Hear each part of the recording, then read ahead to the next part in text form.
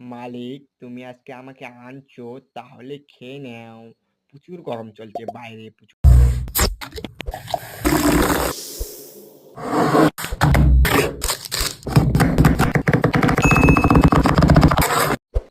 আরে মালিক, তুমি আমাকে এরকম করে কাটছো কেন?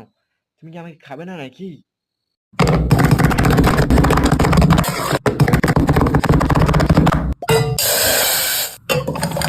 মালিক, তুমি আমাকে এরকম করে কাটে আমার আকারটাই বদলে দিয়েছো, আমার কালারটা পুরোটা চেঞ্জ করে দিয়েছো পিছিয়ে তুমি আমাকে। আরে মালিক, তুমি আমাকে কাটছো কেন? আমাকে কেটে তুমি কি করবে?